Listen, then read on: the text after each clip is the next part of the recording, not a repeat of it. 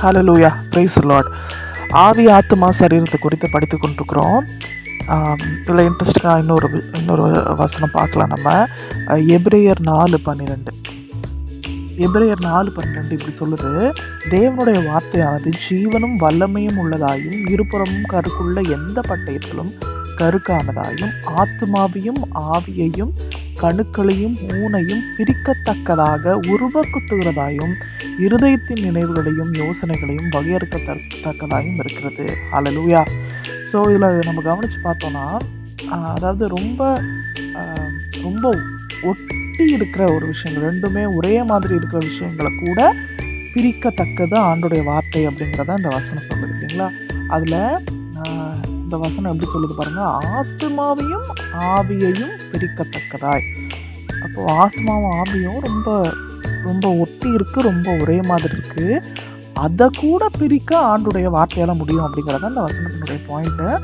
So இதுலேருந்து நமக்கு என்ன புரியுதுன்னா, ஆவியின் விஷயங்களையும் ஆவியையும் ஆத்மாவையும் பிரிக்க ஒரு விஷயம் இருக்குது அப்படின்னா அது தேவனுடைய வார்த்தை.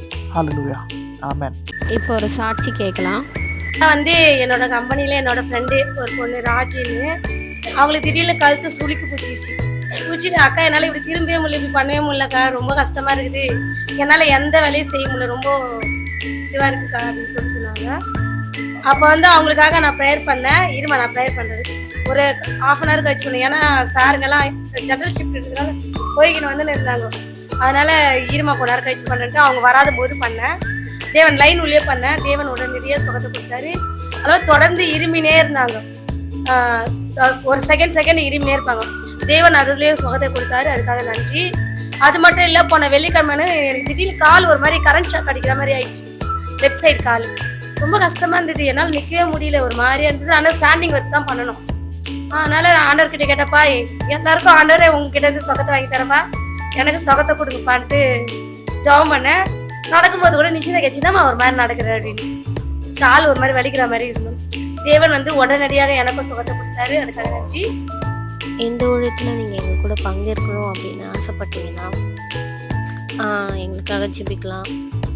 அப்படி இல்லைன்னா எங்கள் கிச்சனில் சமைச்சிட்டு இருப்பாங்க, காய்கறி கட் பண்ணிட்டு இருப்பாங்க, அதில் நீங்கள் பங்கேற்கணும்னு ஆசைப்பட்டீங்கன்னா அதுலேயும் பங்கேற்கலாம். அப்படி இல்லைன்னா பார்சல் பேக் பண்ணி சாப்பாடு கொடுக்கவோ அந்த மாதிரி பங்கேற்கணும்னு ஆசைப்பட்டீங்கன்னா எங்கள் கூட சேர்ந்து பங்கெடுத்துக்கொள்ளுங்க. இன்றைக்கி என்னென்னா தயிர் சாதம், அப்புறம் ஊறுகாய்.